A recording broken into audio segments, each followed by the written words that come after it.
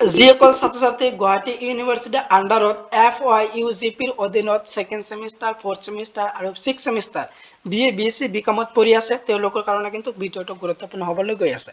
তো আজিৰ এই ভিডিঅ'ৰ যোগেদি মই তিনিটা কথাৰ প্ৰশ্ন উত্তৰ তোমালোকে বুজাই দিম। তো বহুতে কমেণ্ট কৰি আছে। প্ৰথম কথাটো হ'ল যিসকল ছাত্ৰ ছাত্ৰী এতিয়ালৈ ছেকেণ্ড ছেমিষ্টাৰ পঢ়ি আছে, ছেকেণ্ড ছেমিষ্টাৰ পঢ়ি থকা ছাত্ৰ ছাত্ৰীয়ে বহুতে কমেণ্ট কৰি আছে যে তোমালোকৰ যিটো ছাবজেক্ট মেজৰ বা মাইনৰ ছাবজেক্টবিলাক আছিল এইবিলাক তোমালোকে চেঞ্জ কৰিব পাৰিবা নে নোৱাৰিবা। তো এই কথাটো আজিৰ এই ভিডিঅ'ৰ যোগেদি তোমালোকক দিম। আৰু দ্বিতীয়তে মই ক'ম যে যিসকল ছাত্ৰই ফ'ৰ্থ ছেমিষ্টাৰ পঢ়ি আছে, তো ফ'ৰ্থ ছেমিষ্টাৰ পঢ়ি থকা ছাত্ৰ ছাত্ৰীসকলক BScৰ যিটো কালি যিহেতু BScৰ থাৰ্ড ছেমিষ্টাৰৰ 2025 বৰ্ষৰ ৰেজাল্টটো ঘোষণা কৰিছে, তো কোনো ছাত্ৰ ছাত্ৰী ইতিমধ্যে ৰেজাল্টটো পোৱা নাই। তো তেওঁলোকৰ যিটো ৰেজাল্ট আছে ৰেজাল্টটো কেনেদৰে চাবা সেই কথাটো আজিৰ এই ভিডিঅ'ৰ যোগেদি তোমালোকক বুজাই দিম। আৰু তৃতীয়তে হ'ল সেই কথাটো হ'ল যিসকল ছাত্ৰী ছিক্স ছেমিষ্টাৰ পঢ়ি আছে FYUGPৰ অধীনত তেওঁলোকৰ যিটো 2025 বৰ্ষত তেওঁলোকে যিটো এৰিয়াৰ থাৰ্ড ছেমিষ্টাৰৰ এক্সাম দিছিল, তো সেই এৰিয়াৰৰ এক্সাম যিহেতু 28 ফেব্ৰুৱাৰীত ডিক্লেয়াৰ কৰিছে, তো বহুতে ছাত্ৰ ছাত্ৰী ইতিমধ্যে ৰেজাল্টটো পোৱা নাই, বহুতে কমেণ্ট কৰি আছে। সেই ৰেজাল্টটো কেনেদৰে চাবা সেই কথাটো আজিৰ এই ভিডিঅ'ৰ যোগেদি তোমালোকে পাই যাবা। তো আহা তোমালোকে ভিডিঅ'টো তোমালোকে শেষলৈ চাই থকা। তো প্ৰথমত চোৱা যিসকল ছাত্ৰ ছাত্ৰী ছেকেণ্ড ছেমিষ্টাৰৰ, তো ছেকেণ্ড ছেমিষ্টাৰত মেজৰ বা মাইনৰ ছাবজেক্টৰ চেঞ্জ লৈ প্ৰথমটো তোমালোকে বুজাই দি আছো। তো এইটো আছিল ষ্ট্ৰাকচাৰটো তোমালোকে চাবা যে যিসকল ছাত্ৰ 2025 বৰ্গত গ্ৰেজুৱেশ্যন পঢ়িবলৈ আৰম্ভ কৰিছে BA, BC, BCom তেওঁলোকৰ এইটো structure.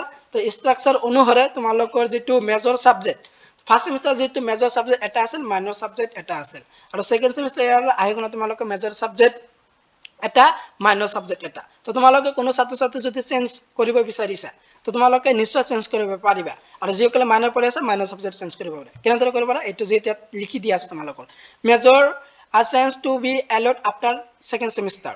Since major to be started from the day one of third semester. তো তোমালোকে মেজৰ বা মাইনৰ ছাবজেক্ট কেতিয়া চেঞ্জ কৰিব পাৰা যেতিয়া তোমালোকে ছেকেণ্ড ছেমিষ্টাৰ কমপ্লিট কৰিবা। তো ফাৰ্ষ্ট ছেমিষ্টাৰ ইতিমধ্যে কমপ্লিট হৈছে, এতিয়া তোমালোকে ছেকেণ্ড ছেমিষ্টাৰ পঢ়ি আছা। তো ছেকেণ্ড ছেমিষ্টাৰ কমপ্লিট কৰাৰ পাছত যেতিয়া তোমালোকে থাৰ্ড ছেমিষ্টাৰ এডমিশ্যন ল'বা, তো তেতিয়া তোমালোকৰ যিবিলাক ছাবজেক্ট মেজৰ বা মাইনৰ আছিল সেই মাইনৰ বা ছাবজেক্টবিলাক তোমালোকে চেঞ্জ কৰিব পাৰিবা। এইটো তোমালোকৰ অপশ্যনটো দিয়া আছে। এইটো আছিল মেজৰ বা মাইনৰ ছাবজেক্ট লোৱা যিসকল ছাত্ৰ ছাত্ৰী চেঞ্জৰ যিটো অসুবিধা আছিল সেইটো তোমালোকে সলিউশ্যনটো পালা যে তোমালোকে চেঞ্জ কৰিব পাৰা। তো তোমালোকে যিসকল ছাত্ৰী মেজৰ লৈছা, তো মেজৰ ছাবজেক্ট বা মাইনৰ ছাবজেক্ট যিহেতু আছে, তো তাৰ ভিতৰত যিকোনো এটা মেজৰ ল'ব লাগিব। আৰু যিসকলে মাইনৰ দুটা ছাবজেক্ট আছে, তো মাইনৰৰ পৰা যিসকলে মেজৰ লৈ আহিব বিচাৰিছা তেওঁলোকৰ মাইনৰ পৰা যিকোনো দুটাৰ পৰা যিকোনো এটাহে ছাবজেক্ট তোমালোকে মেজৰ ল'ব পাৰিবা। এইটোহে কথা আছে। আৰু তোমালোকে কেতিয়া থাৰ্ড ছেমিষ্টাৰত যেতিয়া এডমিশ্যন হ'ব তেতিয়াহে তোমালোকে কৰিব লাগিব। আৰু তোমালোকে যেতিয়া এইবিলাক কৰিবা কৰাৰ পাছত যেতিয়া তোমালোকে মেজৰ ছাবজেক্টটো চেঞ্জ হোৱাৰ পাছত তোমালোকে কেতিয়াৰ পৰা নিউ যিটো তোমালোকে ছাবজেক্ট যিটো চিলেক্ট কৰিলা কেতিয়াৰ পৰা ষ্টাৰ্ট কৰিবা আৰু ক্লাছটো হ'ব তোমালোকৰ change major to be started from the day one of semester third. তো থাৰ্ড ছেমিষ্টাৰৰ পৰাই তোমালোকৰ এই ক্লাছবিলাক বা নতুন ছাবজেক্ট যিটো তোমালোকে লৈছা সেইটো তোমালোকে থাৰ্ড ছেমিষ্টাৰ প্ৰথম দিনৰ পৰাই তোমালোকে পঢ়িব পাৰা। এইটোহে তোমালোকে কোৱা হৈছে।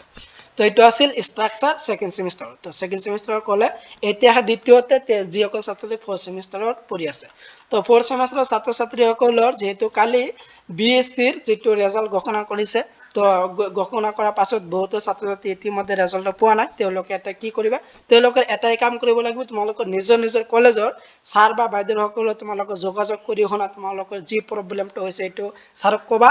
তো কোৱাৰ পাছত তোমালোকৰ যিটো ৰেজাল্ট আছিল সেই ৰেজাল্টটো তোমালোকৰ কি আহিব। তো এইটো এটা কাম কৰিব লাগিব, তোমালোকৰ নিজৰ নিজৰ কলেজত যাই তোমালোকৰ ছাৰৰ লগত যোগাযোগ কৰিব লাগিব। তাৰপিছতহে তোমালোকৰ BScৰ যিটো ৰেজাল্ট আছে ৰেজাল্টটো তোমালোকে পাবা। তো আৰু যিসকলে BA আৰু BCom পঢ়ি আছে তেওঁলোকে যিহেতু মোক কমেণ্ট কৰিছে যে ৰেজাল্টটো কেতিয়া দিব, তো ৰেজাল্টটো তোমালোকে অতি সোনকালে দিব। তোমালোকে কেইদিনমান ৱেইট কৰি তোমালোকে ৰেজাল্টটো আহি পৰিব। তো এইটো আছিল দ্বিতীয় নম্বৰ কথা। এতিয়া যিসকল ছাত্ৰ ছাত্ৰী ছিক্স ছেমিষ্টাৰ পঢ়ি আছা, তো ছিক্স ছেমিষ্টাৰ পঢ়ি থকা ছাত্ৰ ছাত্ৰীৰ যিহেতু তোমালোকে 2025 বৰ্ষৰ এৰিয়াৰৰ যিটো থাৰ্ড ছেমিষ্টাৰ এক্সাম দিছিলা, তো যিহেতু তোমালোকৰ 28 ফেব্ৰুৱাৰী ৰেজাল্টটো ডিক্লেয়াৰ কৰিছে, ইতিমধ্যে যিহেতু বহু ছাত্ৰ ছাত্ৰী পোৱা নাই তেওঁলোকে কি কৰিব লাগিব, তেওঁলোকৰ এটাই কাম কৰিব লাগিব, তোমালোকৰ নিজৰ নিজৰ কলেজত যাই তোমালোকৰ ছাৰ বাইদেউসকলৰ লগত যোগাযোগ কৰি ক'ব লাগিব যে মানে তোমাৰ কি প্ৰব্লেমটো হৈছে যে এৰিয়াৰ যিটো মই ৰেজাল্ট দিছিলোঁ এক্সাম দিছিলোঁ সেই ৰেজাল্টটো ডিক্লেয়াৰ কৰিছে মই পোৱা নাই। এনেদৰে ক'লে তোমালোকৰ ছাৰসকলে সেইটো ভাবি চিন্তা তোমালোকৰ কি প্ৰব্লেমটো হৈছে তোমালোকে সলভ কৰিবা। এটাই কথা তোমালোকে মন কৰা যে থাৰ্ড ছেমিষ্টাৰটো এৰিয়াৰ ৰেজাল্ট তোমালোকৰ কি কৰিব লাগিব, কলেজত যাই যোগাযোগ কৰিব লাগিব, তাৰপিছতহে তোমালোকৰ ৰেজাল্টটো পাবা। তো এইটোৱে আছিল তোমালোকৰ তিনিটাৰ কুৱেশ্যনৰ উত্তৰ। তো তোমালোকে পাই গ'লা আৰু বহুতে মোক কমেন্ট কৰি আছে যে থাৰ্ড সেমিষ্টাৰ আৰু সেকেন্ড সেমিষ্টাৰ আৰু ফ'ৰ্থ সেমিষ্টাৰৰ যিটো এৰিয়াৰৰ এক্সামিনেশ্যনৰ কোড ৰেজিষ্ট্ৰেশ্যন বা ফৰ্ম ফিল আপ বা এক্সাম কেতিয়া হ'ব তো যিহেতু গুৱাহাটী ইউনিভাৰ্চিটিৰ পৰা নোটিছ দিয়া নাই নোটিছ দিলে তোমালোকে পাই যাবা তো তাৰ কাৰণে তোমালোকে চেনেলটো ছাবস্ক্ৰাইব কৰি থবা এনেধৰণৰ ভিডিঅ' পোৱাৰ কাৰণে মোৰ চেনেলটো সকলোৱে ছাবস্ক্ৰাইব কৰি থবা আৰু তোমালোকৰ বন্ধু বান্ধৱীলৈ বেছি শ্বেয়াৰ কৰি দিয়া ভিডিঅ'টো ইমান আছিল ভিডিঅ'ত যদি কিবা বুজিবলৈ অসুবিধা আছে তলত কমেণ্ট বক্সত কমেণ্ট কৰা তো কমেণ্ট অনুসৰি তোমালোকে ৰিপ্লাই দিম